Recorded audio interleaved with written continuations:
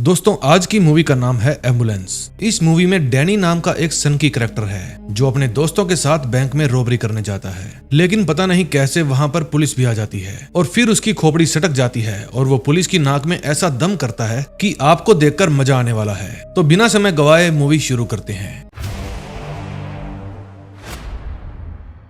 ये है विलियम। ये एक रिटायर फौजी है। इसकी वाइफ को कैंसर है और इसके पास इतना रुपया नहीं है कि वो उसका इलाज करवा सके। ये कोशिश करता है कि इंश्योरेंस कंपनी से इसका क्लेम ले सके, लेकिन बात नहीं बनती। फिर वो अपनी वाइफ को कहता है कि मैं नई जॉब के लिए इंटरव्यू देने जा रहा हूँ, लेकिन विल वहां ना जाकर अपने कजन डैनी के पास जाता है। ये है कैम और स्कॉट। इनकी ड्यूटी है कहीं भी किसी भी दुर्घटना में कोई भी घायल हो तो उसे हॉस्पिटल पहुंचाना। स्कॉट ने कुछ दिन पहले ही ये जॉब ज्वाइन की है। मैंने लास्ट वीक एक वेब सीरीज डाली थी, द कॉन्टिनेंटल। ये उसका मेन कैरेक्टर था। अगर आप लोगों ने वो नहीं देखी तो जाकर जरूर देखें। तभी विल डैनी के अड्डे पर पहुंच जाता है। वो बबलू झमेला से पूछता है डैनी कहाँ है। वो कहता है कि अंदर चले जाओ, लेकिन किसी कार को मत छूना। अंदर एक से बढ़कर एक महंगी कारें खड़ी थी। तभी वहां पर डैनी आ जाता है। ये दोनों एक ही बाप की औलाद हैं। डैनी के पापा ने विल को अडॉप्ट किया था। डैनी अपने भाई विल से बहुत ही ज्यादा प्यार करता है, लेकिन विल ठीक ठाक सा करता है। डैनी पूछता है आज कैसे याद आई। विल कहता है मुझे तुम्हारी मदद चाहिए। डैनी कहता है हाँ समझ गया था,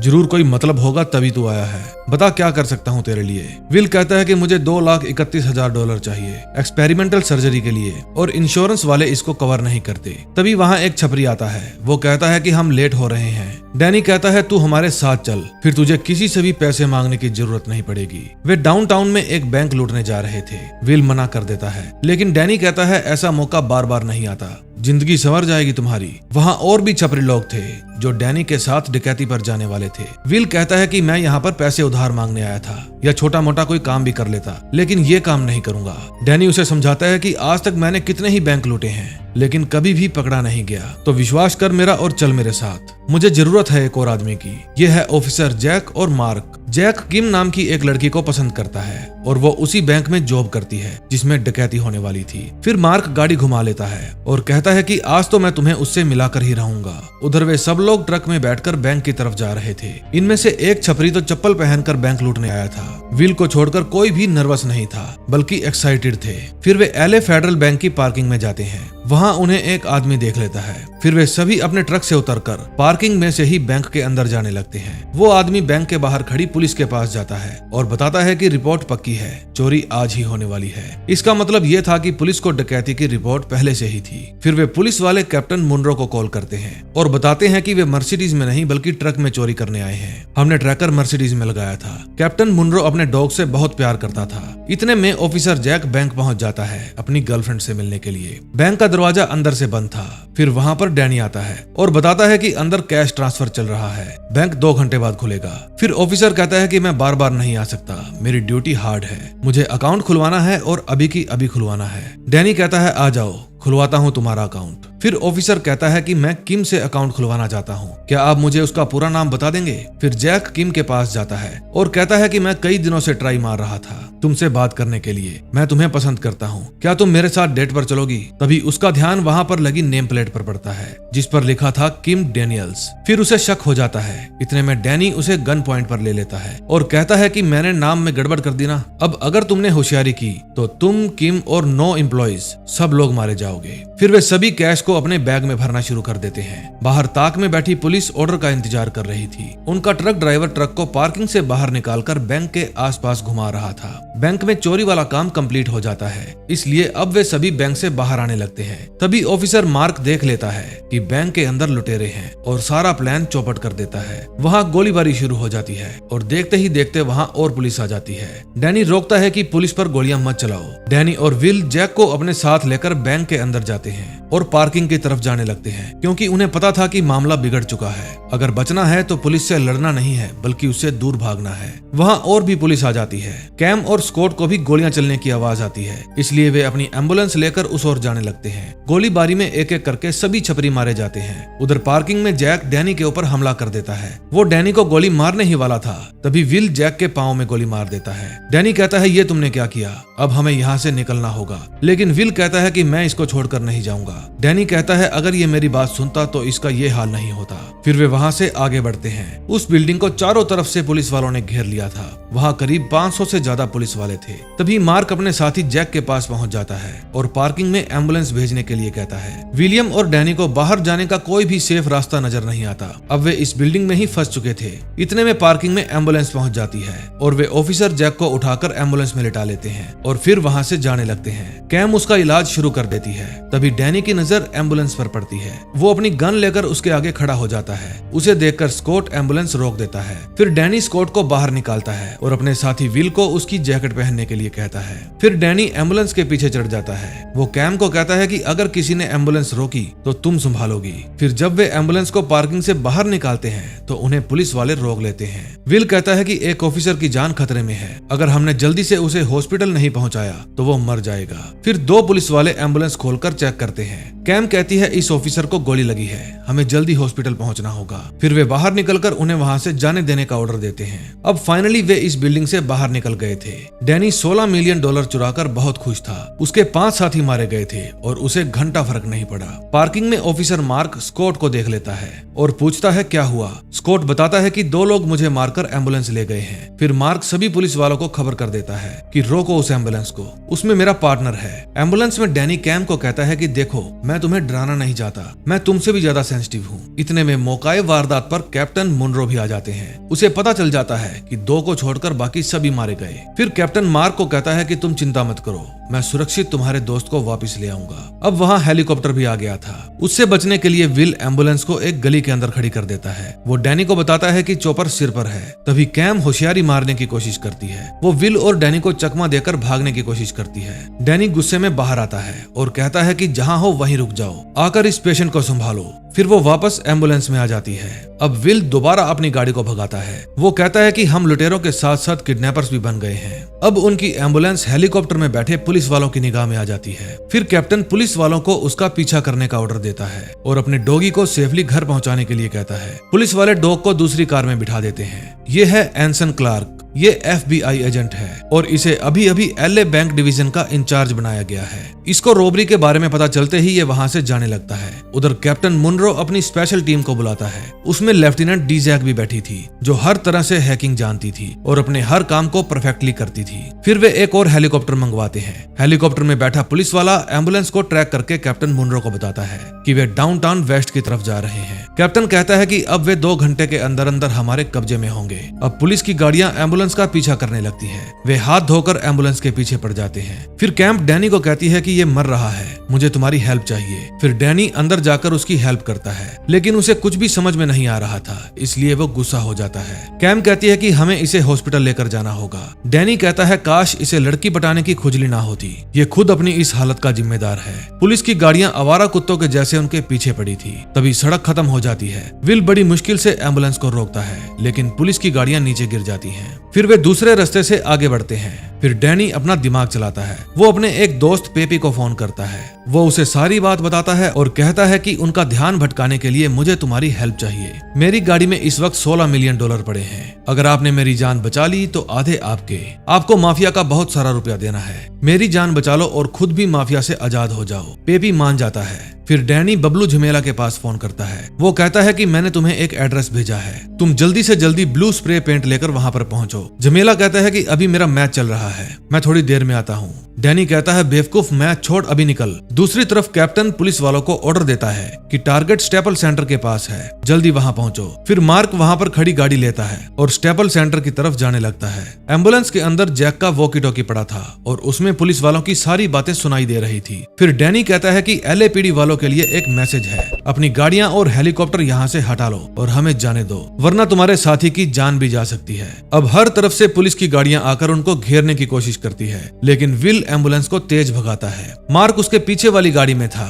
ये ऐसे नहीं मानेगा। फिर वो जैसे ही उसे शूट करने वाला था, कैम डैनी को धक्का दे देती है। उसका निशाना चूक जाता है और गोली आकर ऑफिसर जैक को लगती है। फिर विल एम्बुलेंस को लेकर एक बिल्डिंग के अंदर घुस जाता है। पुलिस की गाड़ियां भी उनका पीछा करते करते वहां आ जाती है। फिर डैनी एम्बुलेंस का दरवाजा खोलकर कैम के ऊपर गन तान देता है और पुलिस वालों को पीछा करने से रोकता है। फिर जब डैनी मार्क की कार के ऊपर गोली चलाता है तो मार्क को पता चल जाता है कि उसकी कार में कैप्टन का डॉग भी लेटा है। जब इस बात का कैप्टन को पता चलता है तो वो सभी गाड़ियां रोकने का ऑर्डर देता है, क्योंकि सवाल उसके कुत्ते की जान का था। एक बार तो पुलिस की गाड़ियों से उनकी जान छूट जाती है, लेकिन हेलीकॉप्टर अभी भी उनका पीछा कर रहा था। इतने में FBI special agent एंसन Clark captain के पास जाता है। कैप्टन कहता है तुम्हारा यहाँ कोई काम नहीं है, मैं संभाल लूंगा, ऐसे बहुत केस मैंने सॉल्व किए हैं। फिर क्लार्क बताता है कि जिसने तुम्हारी पूरी पुलिस फोर्स की नाक में दम कर रखा है उसका नाम डैनी शार्प है। वो 17 साल की उम्र से बैंक लूट रहा है। उसका बाप LT है जिसने 90s में बहुत सारे बैंक लूटे हैं। डैनी थोड़ा अलग किस्म का बंदा है। वो बैंक में भी तुम्हारे ऑफिसर को मार सकता था, लेकिन उसने नहीं मारा। मैं उसके सारे पैतरे जानता हूँ, वो मेरा दोस्त हुआ करता था। फिर कैप्टन उसे अपने साथ चलने को कहता है। उधर बबलू झमेला भी बताई हुई जगह पर पहुंच जाता है। रास्ते में क्लार्क बताता है कि मैं जब यूनिवर्सिटी में क्रिमिनोलॉजी पर PhD कर रहा था तब वो भी वहाँ पढ़ने आया था, हमारे दिमाग को पढ़ने। ये उसके डैड का आइडिया था। पिछले 10 सालों में उसने 37 बैंक लूटे हैं और एक बार भी पकड़ा नहीं गया। उधर एम्बुलेंस में कैम कहती है कि मैं इसे नहीं संभाल सकती, इसे डॉक्टर की जरूरत है। फिर डैनी कहता है कि डॉक्टर को कॉल करो और उससे पूछो क्या करना है। फिर वो डॉक्टर को कॉल करके बताती है कि एक पेशेंट को गोली लगी है और मैं उसी एम्बुलेंस में हूँ जिसको किडनैप किया गया है। फिर डैनी कहता है डॉक्टर मैं वो हूँ जो इसे मार डालेगा अगर तुमने इसकी मदद नहीं की। फिर वे 2 और डॉक्टर को लाइन पर लेते हैं और फिर वे सभी कैमरे के जरिए उनकी हेल्प करने की कोशिश करते हैं। वे कहते हैं इसकी सर्जरी करनी होगी। फिर विल डैनी को कहता है तुम गाड़ी चलाओ, मैं उसकी हेल्प करूंगा, ये काम मैंने पहले भी किया है। अब सड़क पर दौड़ रही एम्बुलेंस के अंदर ऑफिसर जैक की सर्जरी चल रही थी। फिर क्लार्क डैनी को फोन करता है और एम्बुलेंस रोकने के लिए कहता है। डैनी कहता है तो अब ये लोग मुझे रोकने के लिए तुम्हारा सहारा लेंगे। इनको बता दो क्लार्क, हमारा इतना प्यार नहीं है कि मैं इनका कहना मानूंगा। डैनी फोन काट देता है। एम्बुलेंस में सर्जरी का काम अब भी चल रहा था। कैम अपने हाथ से गोली निकालती है। तभी बैटरी लो हो जाने के कारण लैपटॉप बंद हो जाता है। तभी पेपी के बेटे रॉबर्टो का फोन आता है। वो डैनी को बताता है आज हमें अपने नए एक्सपेरिमेंट को टेस्ट करने का मौका मिलेगा। डैनी कहता है हमें सिर्फ अपनी जान बचानी है, किसी की जान नहीं लेनी। तभी कैप्टन एक डॉक्टर के पास फोन करता है और पूछता है क्या सर्जरी ठीक हो गई। डॉक्टर बताता है कि कॉल बीच में ही कट गई, मुझे लगता है वो जिंदा नहीं बचेगा और शायद अब तक मर गया होगा। फिर कैप्टन कहता है मैं उनका जीना हराम कर दूंगा। अब विलियम वापस स्टीयरिंग संभालता है। डैनी कहता है तू किसी तरह से पुल तक पहुंचा दे, उसके बाद मैं तुम्हें घर ले जाऊंगा। कैप्टन मुनरो अब स्नाइपर्स को बुला लेता है और उन दोनों को शूट करने का ऑर्डर देता है, लेकिन क्लार्क ऑफिसर जैक का फोन नंबर पता लगाकर उस पर कॉल करता है। उसे कैम उठाती है। वो कहता है जल्दी से नीचे छुप जाओ, स्नाइपर्स इन दोनों को शूट करने वाले हैं। स्नाइपर्स उन दोनों को निशाने पर ले लेते हैं। कैम कहती है अगर गोली जैक को लग गई तो वो भी मर जाएगा। तभी वो चिल्लाती है स्नाइपर्स। विलियम गाड़ी को टेढ़ी मेढ़ी चलाने लगता है और स्नाइपर्स का निशाना चूक जाता है। इस बात पर डैनी को गुस्सा आ जाता है। वो कहता है कि मेरे साथ गेम खेलना चाहते हो, मैं बताता हूँ गेम कैसे खेली जाती है। फिर वो कैप्टन मुनरो के पास फोन करता है और कहता है कि तुझे क्या लगता है मुझे मारकाट करनी नहीं आती। मुनरो कहता है स्नाइपर ने गलती से गोली चला दी, तुम अपने दिमाग को ठंडा रखो, तुम्हें ये साबित करने की जरूरत नहीं है तुम कितने खतरनाक हो। फिर डैनी कैम को वॉकी टॉकी देता है और कहता है कि इन्हें बताओ कि मैं क्या कर रहा हूँ। फिर डैनी खाली जगह पर गोलियां चलाता है। विलियम डर जाता है कि कहीं वो किसी को गोली ना मार दे, इसलिए वो जोर से ब्रेक दबाता है। फिर डैनी को गुस्सा आ जाता है और वे दोनों एक दूसरे को मारने लगते हैं। फिर डैनी कहता है अच्छा रुको रुको, मेरे पास एक प्लान है। इतने में रॉबर्टो भी वहां पर एम्बुलेंस लेकर पहुंच जाता है। वे डैनी से पूछते हैं कितनी देर लगेगी। डैनी बताता है सिर्फ 5 मिनट में पहुंच रहे हैं। फिर वे एक सूखी एल्ले रिवर में गाड़ी उतार लेते हैं। 2 चॉपर उनका पीछा करते हैं। फिर वहां से निकलकर विलियम सड़क की रॉन्ग साइड पर गाड़ी चलाता है। एक पुलिस की कार का एक्सीडेंट हो जाता है जिसके कारण ट्रैफिक जाम हो जाता है। फिर विल अपनी एम्बुलेंस को वहां ले जाता है जहां उसके बाकी साथी इंतजार कर रहे थे। फिर डैनी एम्बुलेंस से नीचे उतरता है और बबलू झमेला को एम्बुलेंस के ऊपर स्प्रे मारने के लिए कहता है। फिर डैनी विल को कहता है इन लोगों के साथ तुम चले जाओ, लेकिन वो कहता है मैं तुम्हें छोड़कर नहीं जाऊंगा। तभी डैनी देखता है वो लल्लू एम्बुलेंस पर ग्रीन कलर कर रहा है जबकि उसने ब्लू कलर लाने के लिए कहा था। अब कोई और ऑप्शन नहीं थी, इसलिए वो उसे पूरा करने के लिए कहता है। फिर काम पूरा होने के बाद वो झमेला को $10,000 देता है और दूसरी एम्बुलेंस ले जाने के लिए कहता है। अब वहां से 6 एम्बुलेंस अलग अलग रास्तों पर निकलती है। अब पुलिस वाले भटक जाते हैं कि कौन सी एम्बुलेंस असली है। फिर वे सभी एम्बुलेंस को रोकने की कोशिश करते हैं। जिस एम्बुलेंस के अंदर रोबोटो था वो उसमें बॉम्ब लगा देता है और खुद पीछे से कूद जाता है। फिर जब उसकी एम्बुलेंस आगे खड़ी पुलिस की गाड़ियों से टकराती है तो उसमें बम फट जाता है, जिसमें कई पुलिस वाले घायल हो जाते हैं। फिर बाकी के पुलिस वाले घायल लोगों को संभालते हैं। मार्क रोबोटो को भागते हुए देख लेता है, इसलिए वो उसका पीछा करने लगता है। तभी वहाँ एक और गाड़ी आ जाती है। उस गाड़ी में मशीन गन लगी थी और ड्राइवर की जगह पर स्टैचू बैठा था। उस गाड़ी को रिमोट कंट्रोल से चलाया जा रहा था। ये पेपी का नया एक्सपेरिमेंट था। इस मशीन गन के कारण बहुत सारे पुलिस वाले मारे जाते हैं। ऑफिसर मुनरो को भी गोली लग जाती है। इस घटना के कारण पूरा पुलिस महकमा हिल जाता है। उधर मार्क रोबोटो को पकड़ लेता है और गलती से उससे गोली चलती है और रोबोटो मर जाता है। और जब ये बात पेपी को पता चलती है वो गुस्सा हो जाता है, क्योंकि रोबोटो उसका बेटा था। इसी दौरान विल और डॉनी पुलिस को चकमा देकर पेपी के अड्डे पर पहुंच जाते हैं। जब वे नीचे उतरते हैं तो उन्हें पता चलता है कि रोबोटो मर गया है। फिर डैनी विल को अपने साथ चलने के लिए कहता है। विल कैम को कहता है तुम एम्बुलेंस से नीचे मत उतरना, बाहर खतरा है। डैनी कहता है आपके बेटे के बारे में सुनकर बहुत दुख हुआ, शायद $8 मिलियन देखकर आपका दर्द कम हो जाए। फिर डैनी उन्हें $8 मिलियन देता है। पेपी के आदमी एम्बुलेंस खोलकर कैम और जैक को देख लेते हैं। पुलिस अब उनके अड्डे के आसपास मंडरा रही थी। फिर पेपी कहता है कुछ देर तुम आराम कर लो, लेकिन विलियम और डैनी को पता था ये इन दोनों को मरवाने वाला है, इसलिए वो अभी जाने को कहते हैं। तभी एक आदमी आकर पेपी को बताता है कि उनकी वैन में पुलिस वाला और एक नर्स है। तभी एम्बुलेंस में भी जैक को होश आ जाता है। फिर कैम उसे बताती है कि हम दोनों को किडनैप किया गया है, लेकिन अच्छी बात यह है कि उनमें से विल नाम का एक आदमी हमारी हेल्प कर रहा है। फिर जैक उसे अपनी गन देता है अपनी सुरक्षा करने के लिए। ऑफिस में पेपी कहता है कि तुम दोनों जाओ, नर्स और पुलिस वाला यहीं रहेंगे, उन्होंने हमारे अड्डे की जगह देख ली है। डैनी कहता है हाँ रख लो, हमें उनका क्या करना है, लेकिन विल नहीं मानता। फिर डैनी उसे समझाता है कि वो लड़की पुलिस वालों की मदद कर रही है। विल कहता है वो वही कर रही है जो उसे करना चाहिए था। अब ये तो तय था कि यहाँ से कोई भी बचकर जाने वाला नहीं था। फिर पेपी कहता है तू अकेला चला जा डैनी, ये कौन सा तेरा सगा भाई है। तभी डैनी अपनी गन लेता है और आसपास खड़े पेपी और उसके आदमियों को मार देता है और कहता है कि ये मेरे सगे भाई से भी बढ़कर है। जब वे नीचे जाते हैं तो बाकी के आदमी उन पर गोलियां चलाने लगते हैं। विल एम्बुलेंस का दरवाजा खोलता है और कैम अनजाने में विल को ही शूट कर देती है। फिर वे विल को एम्बुलेंस के अंदर बिठाते हैं। डैनी स्टीयरिंग संभालता है और एम्बुलेंस को वहां से भगा कर ले जाता है। गोलीबारी की आवाज सुनकर पुलिस फिर से उनके पीछे पड़ जाती है। अब सवाल खुद के भाई की जान का था, इसलिए डैनी एम्बुलेंस को हॉस्पिटल में ले जाता है, वो भी अपनी जान की परवाह किए बिना। पुलिस भी उनके पीछे पीछे वहां आ जाती है और हॉस्पिटल में एम्बुलेंस को घेर लेती है। तभी स्नाइपर्स उनको निशाने पर ले लेते हैं। क्लार्क डैनी को कहता है कि अब तुम्हारा खेल खत्म हो गया है, तुम खुद को पुलिस के हवाले कर दो। तभी डैनी की नजर गन पर पड़ती है। वो पूछता है इसका मतलब इस पुलिस वाले ने विल को मारा है। कैम कहती है नहीं, गोली मुझसे चली थी, वो भी अनजाने में। फिर डैनी कहता है तुम्हें जीने का कोई हक नहीं है, अब तू भी मरेगी मेरे साथ। फिर वो कैम को गन पॉइंट पर लेकर एम्बुलेंस से बाहर जाने लगता है। तभी एक गोली डैनी की छाती में आकर लगती है और वो गोली किसी और ने नहीं बल्कि विल ने चलाई थी, जिसके लिए डैनी अकेला ही सारी पुलिस फोर्स से लड़ गया, जिसके लिए उसने अकेले ही अपने दोस्त पेपी की गैंग को मार डाला। उसी भाई ने डैनी को मार डाला। फिर कैम क्लार्क को बताती है